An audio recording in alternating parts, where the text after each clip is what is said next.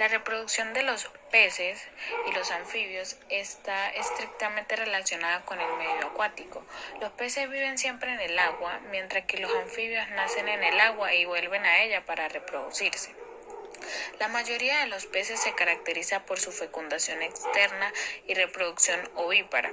Los anfibios nacen como una larva acuática que se desplaza con una cola y respira mediante las branquias.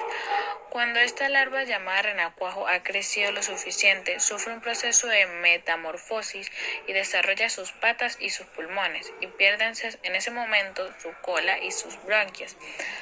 Forma de reproducción. En la reproducción de los peces encontramos tres patrones generales muy bien definidos, como los vivíparos, que son aquellos que paren a su cría ya como juveniles completamente formados en el requerimiento del proceso de fertilización interna, en una característica de especialización obligada en este grupo.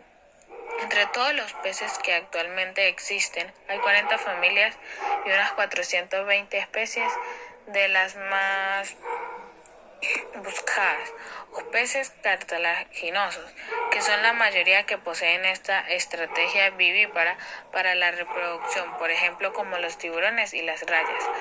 Los ovíparos también requieren fertilización interna, que son aquellos de los huevos son retenidos para la madre hasta la eclosión, pero la nutrición del embrión no depende de la madre, sino del vítero del huevo. Esta estrategia reproductiva no es muy común en los peces.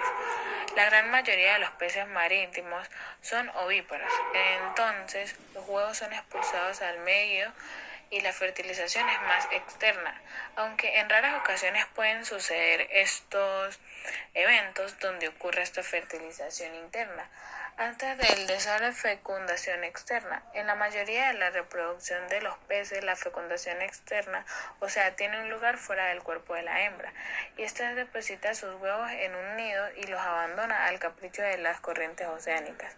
Para que estos huevos sean fecundados, resulta indispensablemente que el macho vierta su esperma sobre ellos en el momento oportuno. Un cierto número de especies de la familia de los lábridos efectúan la fresa de manera tan poco segura, tras haberse reunido unos bancos durante algunas horas en esos parajes de arrecifes originarios. Periódicamente de 5 a 15 machos y hembras destacadas del conjunto de sus cóngenes se reúnen estrictamente unos a otros y nadan al unísono hacia la superficie. La mayoría de los peces se caracteriza por su fecundación externa y reproducción ovíparo.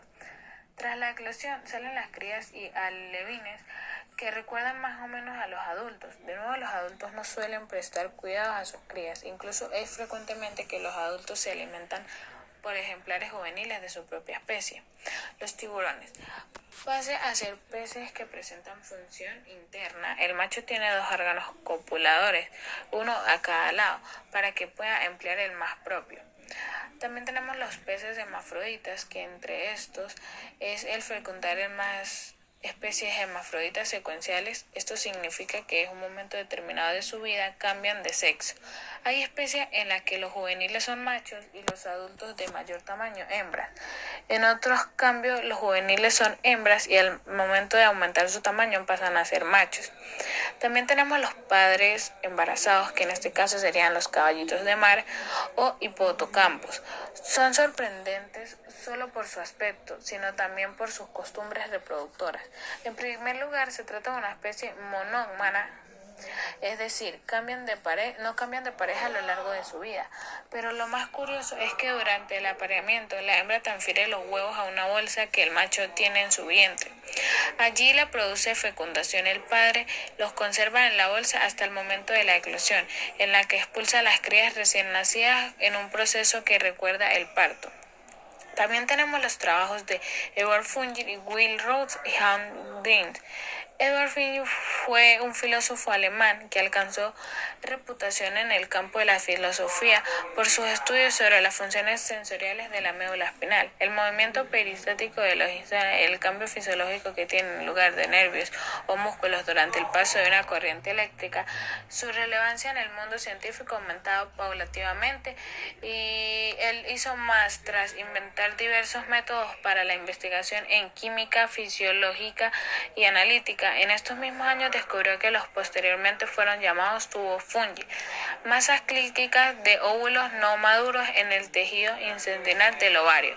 Al tiempo que desarrollaba estas investigaciones, él estudió igualmente los gases presenciales en la sangre, la herencia genética y la fosforescencia.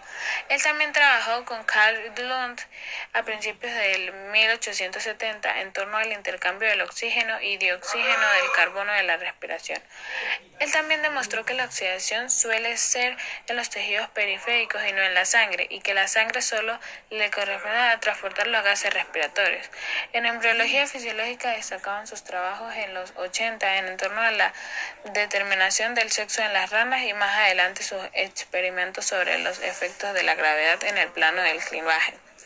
También tenemos a Wilhelm Roms, que era un embriólogo alemán que defendió la intervención experimental a través del organismo. A partir de las células se apoyó el enfoque en mecanismos del desarrollo frente al vitalista. Él también investigó la influencia del medio en el desarrollo, diseñando multitud de experimentos a través de la influencia de la gravedad, la temperatura, la luz magnética o terrestre del desarrollo embriológico. Trató de averiguar cómo se generaba a partir del huevo la organización del individuo. Supuso que el huevo se hallaban de algún modo de las directrices organizadoras. Se planteó la pregunta de cómo estas indicaciones se iban transmitiendo en forma cada vez más precisa. Entonces, en el 1888 realizó una serie de experimentos para averiguar cómo se generaba a partir del huevo la organización del individuo, tomando huevos de rana que acababan de dividirse por primera vez, y realizó una serie de experimentos en los cuales destruía una de las dos células y observaba el desarrollo de la otra.